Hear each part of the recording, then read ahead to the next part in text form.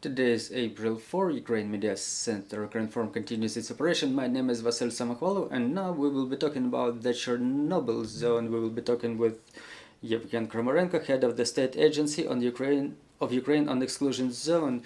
You know that we commemorate the anniversary of the occupation of Kyiv region, Zhytomyr region, the north of Chernihiv and Sumy region, and it's been 1 year of the occupation of Chernobyl zone, which was captured during the first month of war by the Russian military, who were staying there, who were doing things there. So what they did, how was this year after the occupation? So this is what we're going to talk about now.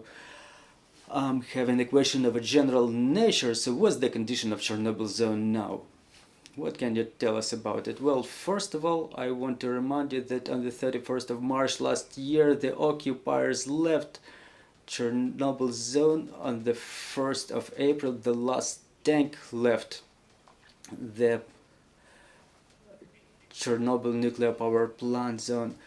1 year ago, on the 4th of April, the management of the state agency, in cooperation with the specialists, we had a trip to Chernobyl zone, but due to the destroyed infrastructure, we were going through Makarov, and the road took us one whole day until the very late evening, and only on the next day, using the boats, crossing the river, because all the bridges were destroyed, we were only then able to reach Chernobyl zone. So I want to show you a brief presentation of what we've seen when we got there 1 year ago. First of all, I want to remind you that within the 36 years before that, there were measures taken in Chernobyl zone related to mitigation of the consequences of Chernobyl catastrophe. Is the confinement shelter. There was the construction of the storage for the processed nuclear fuel and its transportation.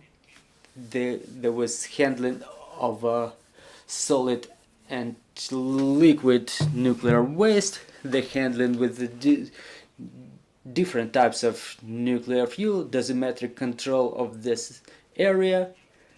The work was related with prevention of fires, and I want to remind you that Chernobyl zone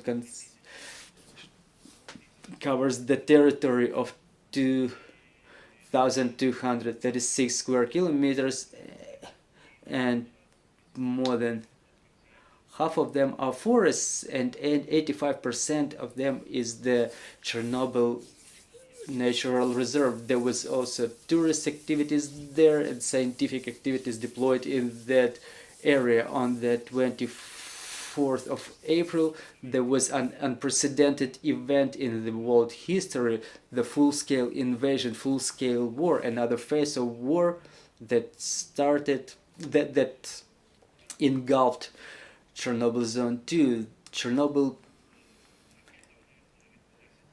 was hit by the rockets. There were strikes on the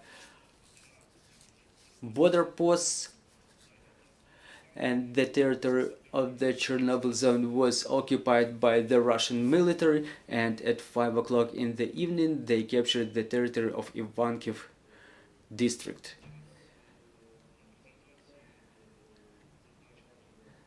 Now this presentation showcases the pictures that we've seen when on our way to Chernobyl nuclear power plant. I'm reminding you that we were going through Makarov district, and we were setting up the temporary river crossings. This footage was made by one of the people who was left in occupation. That was a rocket launch again on Kyiv. So that was the way the checkpost was looking in a month after the occupation. Destroyed bridge across River Bush, the damaged buildings, destroyed buildings. This is the building of the state agency in the exclusion zone, the semi-destroyed offices, vehicles, a lot of equipment stolen. So any venues that were visited by the occupiers were not left intact.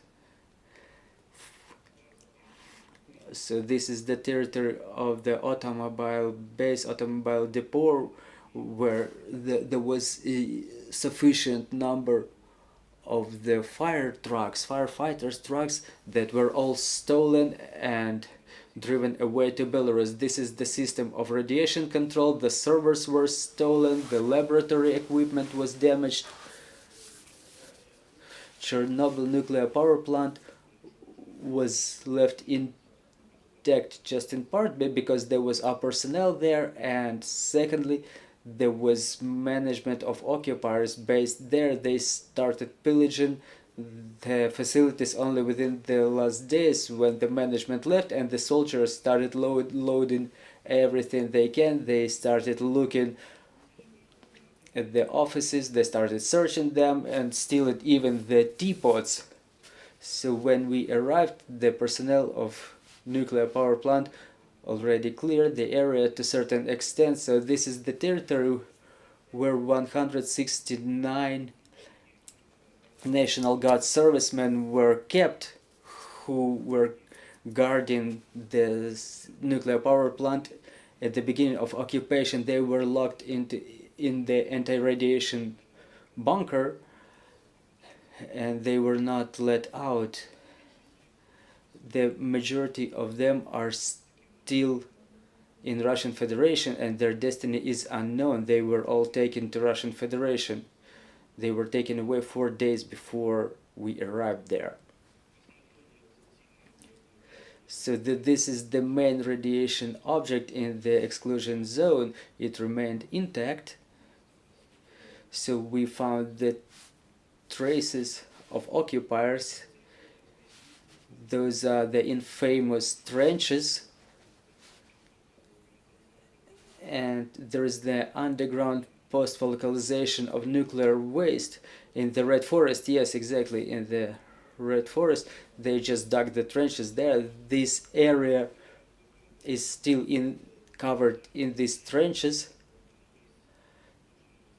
So this one in these photos was located in a very hazardous spot. So this is the vector facility for handling of nuclear waste. They all remained intact. The administrative buildings, they have some insignificant traces of the presence of occupiers, but the servers were damaged.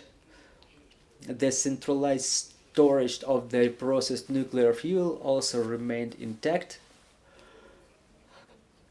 The consequences of occupation due to the destruction of infrastructure, the personnel of Chernobyl nuclear power plant, which 99% of whom reside in the city of Slavutich, they go to the nuclear power plant within 7 hours. Well, this is what it takes them to get to their place of employment. They used to do it through Belarus, but now they cannot use that way. The equipment of the radiation laboratory of the ecological center, which was handling the localization of the nuclear waste and study of other materials, was destroyed. The monitoring system for radiation control was destroyed too. All of the venues were pillaged in the town of Chernobyl. Almost all of the computer hardware was either disassembled or pillaged, so the infrastructure was destroyed. A vast territory is mined for the time being. It's contaminated with mine. We created the international mission for the support with the support of foreign international donors. We take measures for the recovery of the exclusion zone, and according to our plans, the territory of the exclusion zone will not only recover, but we will improve it. It will take us about 1 to 2 years to improve its condition, that it looks better than it used to be before occupation. In cooperation with the Ministry of Environment, we developed the recovery plan that is being currently adopted in the state level. It's coordinated with our donors, it's been filled with funding, and the measures to be taken for the recovery will start being implemented with the support of international community. What is already recovered? We recovered the radiation control in the checkposts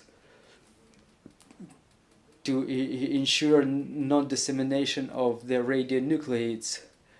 We recovered the licensed operation of the enterprises which handle the nuclear waste. There are drones provided, and the process of handover of fire trucks is underway for the exclusion zone.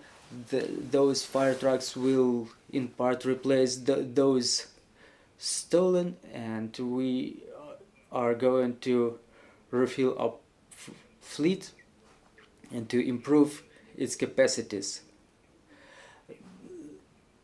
Dosimetric equipment is being resupplied.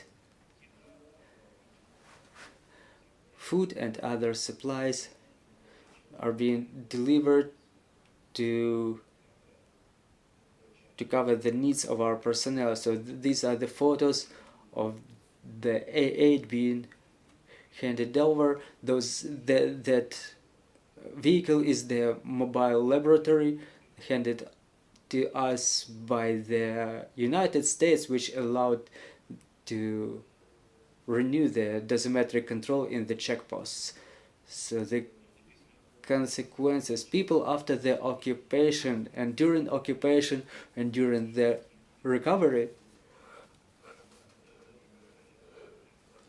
the things that were necessary for proper recovery, for re-establishment of nuclear and radiation safety and security, so that representatives of the personnel, they proved their loyalty, that they kept the operation of the nuclear facilities in safe mode. There is unprecedented support by the international community.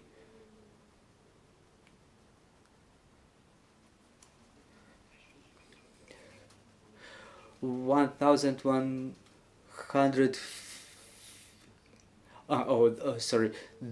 150 servicemen of the National Guard of Ukraine, they originate from Slavutish. They are still imprisoned by Russian Federation, so we keep track of that situation together with their families. Thank you. Well, thank you. If we have any questions from the floor, well, please introduce yourself. Good afternoon, Yana Koloda, Ukrinform. You mentioned that there will be measures taken to improve the conditions in the exclusion zone. So what are those measures? What are those steps? Who are the donors? And where the funding is coming from? We have already approved the funding for recovery of the exclusion zone in the approximate amount of 100 million euro. We are only going through initial stages, initial phases, and we are currently at 15 million. But the overall recovery plan is counted for 225 million euro. Well, the first step would be the demining of the territory, then creation of the scientific hub in the exclusion zone, the replenishment of the computer hardware, office hardware, the renewal of a, well, give me a second here. Well, the recovery of firefighting machinery,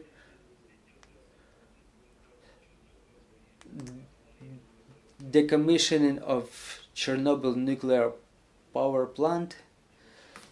Well, I think that's about it. So replenishment of equipment for handling of radioactive materials. Well, I just wanted to double check. Do I understand it correct that the development of this plan is currently underway with the Ministry of Environment? The plan is already developed, it's ready. In cooperation with the Ministry of Environment, we developed the strategy for development of the exclusion zone, and we coordinate it with other parties involved. After that, the plan will be forwarded by the Cabinet of Ministers to the parliaments for its approval. At the same time, we fill the project with funds for the exclusion zone. The microphone, can you please pass the microphone over there? Thank you. The main donors now are the European Commission, European Bank for Reconstruction and Development, the Department of Energy of the United States, it's Norway, Britain, Germany, and now in April there will be a big meeting with the donors in Oslo, Norway, and we hope to expand the support and cooperation during this meeting. Thank you.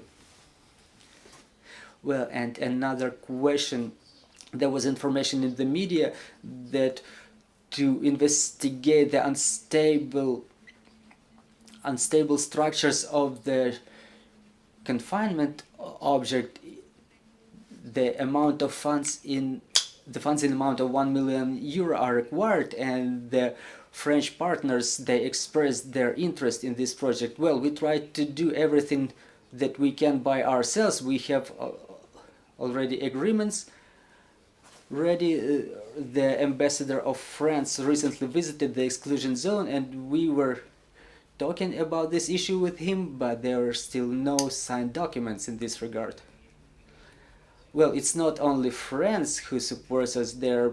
We're talking about filling that account of support for the exclusion zone. The funds of the European Commission will be forwarded for the recovery of the exclusion zone, and one of such measures is the investigation of unstable structures.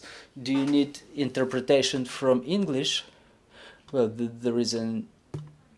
Good morning, my name is Lorenzo Cremonesi for the Italian daily Corriere della Sera. Sorry, of course Europe was very much interested from the beginning, from the catastrophe, original catastrophe, and they contributed for the building of the famous sarcophagus. Can you tell us what is the situation of the sarcophagus today? And secondly, can you be more precise, because I didn't get it. You say you have a plan of 100 million euro, then you spoke about 250, then you say that you already got 50. Can you tell us how much Europe gave you, how much amount, and what are planning to give you, and be a little more precise about the planning of the expenditure for the plant? Thank you.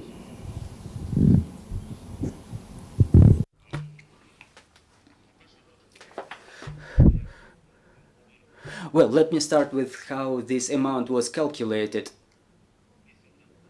After the deoccupation of the exclusion zone, we made an inventory of the equipment that was either damaged or stolen. Well, the amount was 1.5 billion hryvnia. Part of that equipment was obsolete, part of the equipment cannot be procured anymore. So we calculated that if it will be the new equipment acquired, it will cost more than 3 billion hryvnia. So we communicated that amount to the European Commission. We communicated all the steps to be taken for the recovery of the exclusion zone. But again, I want to repeat myself. It's not only about the recovery of what's destroyed, but in some cases is some steps for improvement of current situation. Now this fund is being, the account is being filled, and depending on the capabilities of that fund and the operation of the European Commission, we will be able to say what will be, how these funds will be spent. We don't only work with the European Commission, but we also work with other institutions, and the key figures, so 100 million euro is the losses. The plan of recovery costs more than 200 million, so that we're going out of this catastrophe stronger and better, and the money that we have already either received or are already approved to be received, it's about 15 million euro for the time being. As to the 15 years.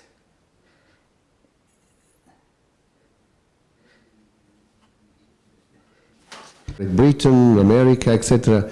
But can I ask you how much money you got since the war, since the deliberation? I mean, since April last year till today from Europe? Okay, we already received in 2022 around 2 million euros, and more than 10 million euros we already approved support from different donors.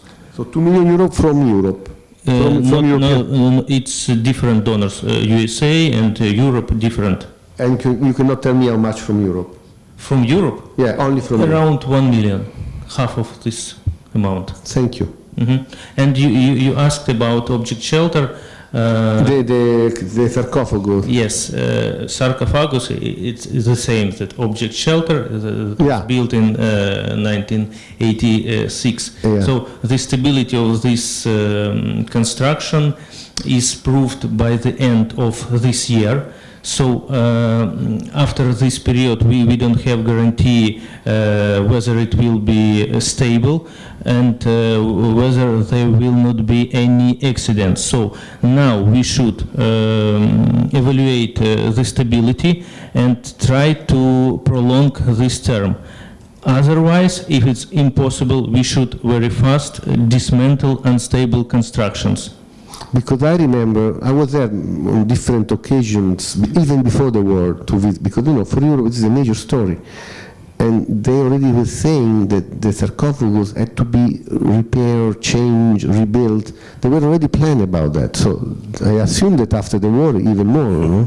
Of course, it's our occupation, and we should do it for safety under new safe confinement, and we are trying to do it now, not for Ukrainian budget costs, because it's not possible. Unfortunately, now we are trying to involve partners to these tasks. And in any case, now that you give me this figure, you say from Europe 1 million, and you say that you need 250 as a final, is nothing. I mean, you're...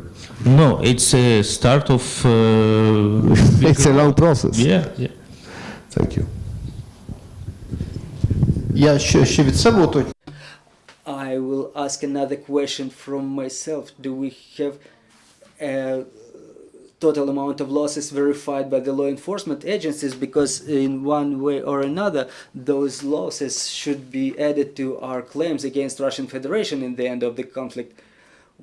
Well, currently there was an inventory held in the exclusion zone. The results of that inventory was forwarded to the law enforcement agencies. Now we have the method of technique for calculation of losses, and according to that technique we launched the procedure of calculation. We have the amount of calculation, but it's not yet in compliance with the new technique. And I have another question. What is the security situation in Chernobyl zone? Whether it's possible to get there for a tour? How do the local civilians move around the area? How is it different from what it was before? Well, taking into account the security situation in terms of the radiation material, radioactive materials handling facility, is 100% secure. As to the tours to the exclusion zone, within a week before the beginning of the full-scale war, the state agency issued a resolution on termination or suspension of tourism into the exclusion zone. It's not yet resumed, and no such tours were going on since then. Well, there were only tours by the teams of journalists, by media representatives, but it doesn't have any mass nature. So the area of exclusion zone cannot be visited by third persons who are not either employed or visits the area for scientific reasons. We have more questions. Novositny Katerina, Вечерний Kyiv newspaper. Do we have any details how those events in the Red Forest influence the personnel of the employees of the nuclear power plant? Well, first of all, the Red Forest is located several kilometers from the facility where our personnel was located, and the personnel of the nuclear power plant who were fulfilling their duties, the occupiers didn't let them out of their offices. They were living there, they were taking meals there, they were kept in their places where at their workplaces where they used to work. So we didn't investigate any such impact, but I can tell you for sure there was no significant effect. So those trenches dug in the Red Forest, it only influenced the occupiers. Well, obviously it affected the occupiers, but we didn't investigate them. There was a number of investigations by the international teams. They were studying the soil there, their movement and how it influenced everything. But as to the persons who were directly involved in that activities, we did not investigate them. Are those trenches, are they already covered? No, they are still in the same condition. It's grown with grass very quickly.